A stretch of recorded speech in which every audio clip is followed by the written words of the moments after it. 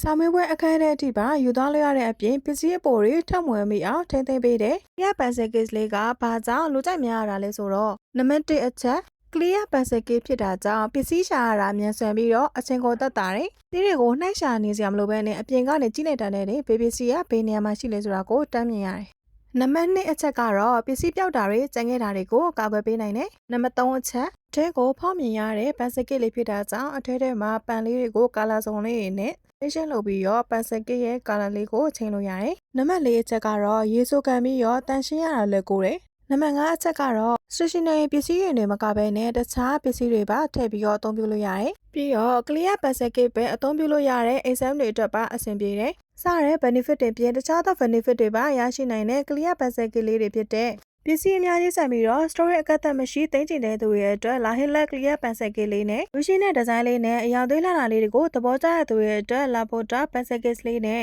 Daily Use အတွက်ပါအသုံးဝင်ပြီးတော့အကျန်းခံတဲ့စနစ်တကျရှိလာတဲ့ quality ကောင်းကိုရှာနေတဲ့သူတွေရဲ့အတွက်ခုတ်ခုယို Pencil Case လေးတွေကမင်းတို့စီမှာ install ရနေပါပြီ။ online ကနေမှာယူအားပေးနိုင်တယ်လို့ဆိုင်မှာလည်းလာရောက်အားပေးနိုင်ပါတယ်ရှင်